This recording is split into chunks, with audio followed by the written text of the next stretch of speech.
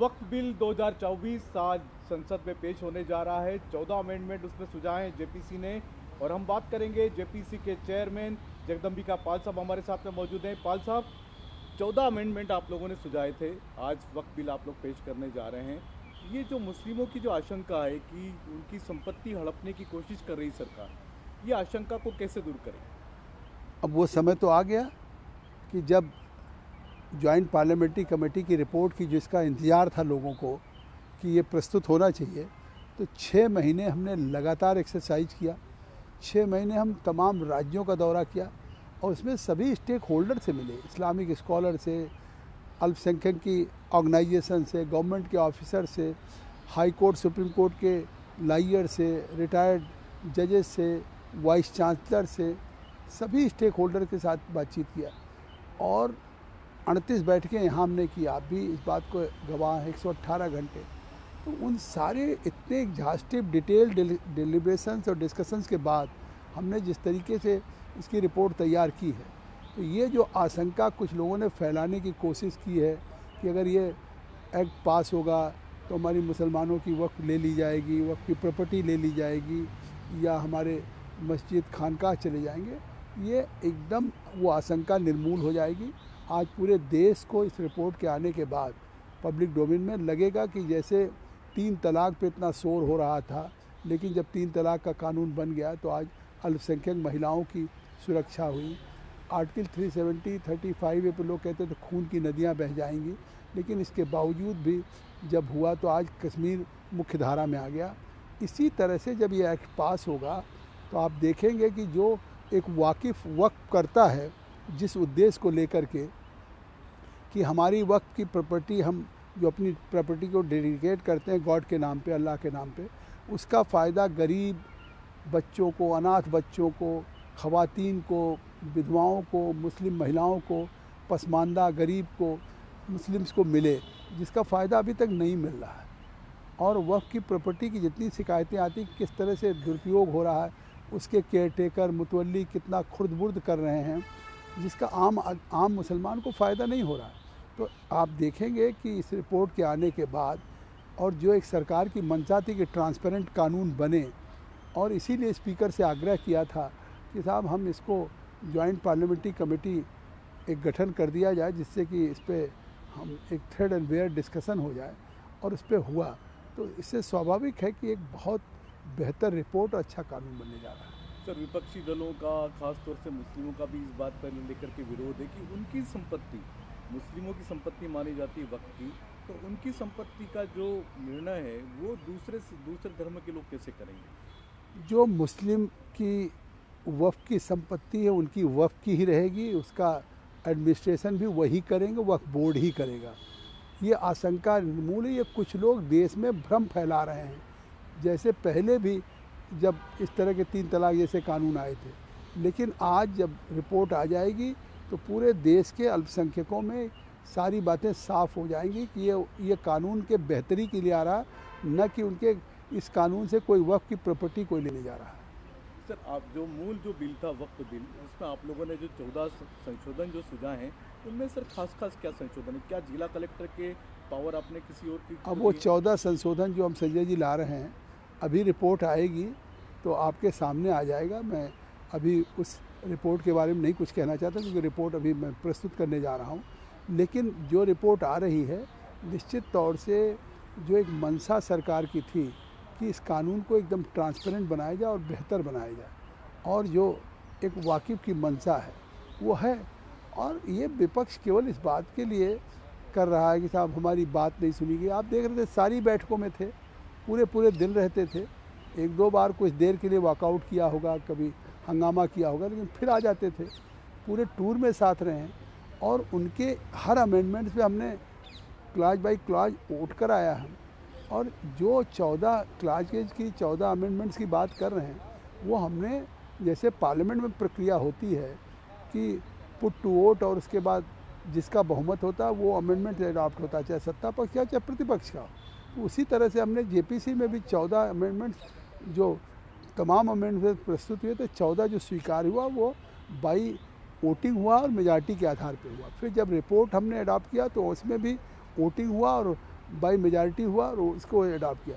फिर इसके बाद हमने नोट ऑफ डिसेंट भी मांगा, नोट ऑफ डिसेंट हमने सर्कुलेट करके मांगा। वो नोट ऑफ डिसेंट भी हमने 281 पेज लगाया है, और केवल हमने अपने सदस्यों का नोट ऑफ डिसेंट नहीं लगाया। यहाँ 421 पेज की रिपोर्ट है, 281 पेज का नोट ऑफ डिसेंट, उसी के साथ रिकॉर्ड ऑफ एविडेंसेज हैं जो स्टेक होल्डर से पूरे देश में मिले, उनके भी रिकॉर्ड्स को हम आज प्रस्तुत कर रहे हैं। सर, असदुद्दीन ओवैसी जैसे नेता ये भी कह रहे हैं कि 44 संशोधन विपक्ष ने भी दिए थे, लेकिन विपक्ष का एक भी अमेंडमेंट नहीं माना गया जेपीसी में। देखिए, जो 14 आए हैं उससे सारे इशूज एड्रेस हो जाएंगे। अब पार्लियामेंट में कोई ज़रूरी नहीं कि जो प्रतिपक्ष अमेंडमेंट लेकर के आए वो उसको मान लें, उस पर तो वोटिंग होती है। तो यहाँ भी वोटिंग हुई, जिन 14 सदस्यों के वोटिंग में बहुमत हुआ उनको हमने माना। सवाल ओवैसी जी का नहीं है, सवाल किसी सदस्य के द्वारा लाए गए संशोधन पे हमने वोटिंग कराई, जिस 14 मतलब क्लाजेज में हमको 14 सेक्शन में 14 अमेंडमेंट्स में जिसमें वोट में बहुमत हुआ उसको अडॉप्ट किया। सर, एक और सदस्य हैं आपके जेपीसी के, कांग्रेस के नेता इमरान मसूद, वो कह रहे हैं कि समान नागरिक संहिता की बात मोदी सरकार करती है, लेकिन समान नागरिक संहिता कहाँ है? मुस्लिमों के लिए अलग कानून है, हिंदुओं के लिए अलग कानून है। उनके ट्रस्ट कोई मुस्लिम नहीं है, लेकिन उनकी वक्त की संपत्ति का निर्णय करने के लिए उसमें हिंदू और दूसरे समाज के लोग भी होंगे। वो गलत बोल रहे हैं, ऐसा नहीं है। और मतलब बिल्कुल एक ही कानून है, संविधान सबको बराबरी का अधिकार देता, तभी इमरान मसूद साहब आज पार्लियामेंट के मेंबर हैं और उनको वही अधिकार है जो जगदम्बिका पाल को है। तो इसलिए कहना गलत है। रही बात वक्फ बोर्ड में जो अमेंडमेंट्स हुए हैं, वो अमेंडमेंट्स या वक्फ बोर्ड में कोई रिलीजियस बॉडी नहीं है, ये स्टैट्यूटरी बॉडी है। स्टैट्यूटरी बॉडी में वक्फ की प्रॉपर्टी के एडमिनिस्ट्रेशन के लिए है। तो अब ये थोड़ी कह सकते हैं कि कोई ज़िले का कलेक्टर है तो हिंदू कहे साहब मुसलमान कलेक्टर हम इसको नहीं स्वीकार करेंगे, मुसलमान कहे साहब हिंदू कलेक्टर है। ये तो हमारा संविधान अधिकार देता है। तो अब Waqf board is not a religious body, it is only meant for just to administrate the affairs of the Waqf property. तो इसलिए ये कहना गलत है। सर, कहा जा रहा है कि आप लोगों ने पसमानदाओं को, मुसलमानों को भी इसमें अधिकार दिए हैं और महिलाओं को भी खास तौर से विशेष तौर पर अधिकार दिए ताकि उनकी संपत्ति सुरक्षित रहे। आज आप जब हमारे रिपोर्ट आ जाएगी तो मुझे लगता है इन सब सवालों का जवाब आ जाएगा कि हमने कोशिश किया कि महिलाओं को, ख़वातीन या पसमानदा या गरीब अनाथ उनके भी इंटरेस्ट को सर्व किया जाए। सर, एक सवाल ये था कि विपक्षी दल लेकिन फिर भी वक्फ बिल का विरोध कर रहे हैं, अमेंडमेंट का भी विरोध कर रहे हैं, उनके लिए आप क्या कहना चाहेंगे? वो लोग आर्टिकल 370, 35A का भी विरोध करते रहे, क्या वो देश हित में था? आज अगर ख़त्म हुआ तो देश में जम्मू कश्मीर में कानून लागू हो रहा है भारत के संविधान का, मुख्य धारा में आया। जब 3 तलाक कर रहे थे तब भी विरोध हो रहा था। तो क्या आप ये मानते हैं कि वो देश हित में था? ऐसे ये भी वक्फ का जो अमेंडमेंट आ रहा है, अगर इसका भी विरोध कर रहे हैं तो मुझे लगता है देश हित में नहीं है। सर, कई सारे दिल्ली के भी मंदिर हैं, कई देश में भी कई सारे ऐसे धर्म स्थान हैं हिंदुओं के, जिन पर मुस्लिम वक्फ बोर्ड दावा करते रहा कि वक्फ की संपत्तियाँ, क्या इस तरह के मामले भी आपके नोटिस में अब आए? देखिए, वक्फ का अगर कहीं रिचुअल होगा, मस्जिद खानका होगा, वो तो वक्फ का रहेगा और वो बिल्कुल रहेगी डिवोर्स।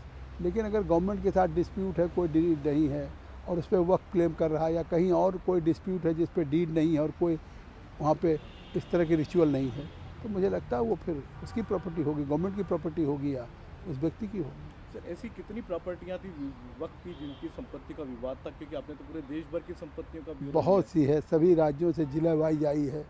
मैं मोटे तरीके से कहता हूँ कि दिल्ली में 123 ऐसी प्रॉपर्टी है इसी लुटियन जोन्स में, जिसको 1911 में अंग्रेज़ों ने जिसको एक्वायर किया राजधानी बनाने के लिए, कंपनसेशन दिया 1911 में, और उसको एक्वायर कर लिया, कंपनसेशन दे दिया किसानों को।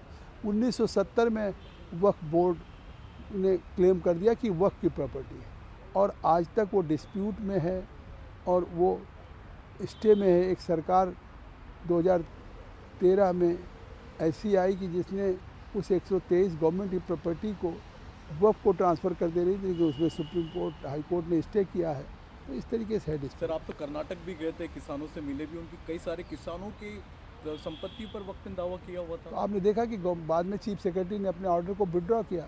जिस तरीके से वहाँ किसानों के सैकड़ों साल की ज़मीनों पर वक्फ घोषित हो रहा था, आंदोलन हो गया, सब किसान सड़कों पे आए, लेकिन उस ऑर्डर को उन्होंने विड्रॉ किया, क्योंकि वहाँ के माइनॉरिटी अफेयर्स मिनिस्टर जिले जिले में वक्फ की अदालत लगा के किसी ज़मीन को वक्फ घोषित कर रहे थे। ये थे हमारे साथ में जगदम्बिका पाल, जो जेपीसी के चेयरमैन थे वक्फ बिल पर बनी। उनका यही कहना है कि जब ये बिल संसद में पेश होगा तब इस पे देखना होगा, देखेंगे सभी लोग यही पाएंगे कि इसमें सभी का ध्यान रखा गया, सभी को पूरा अधिकार भी दिया गया है।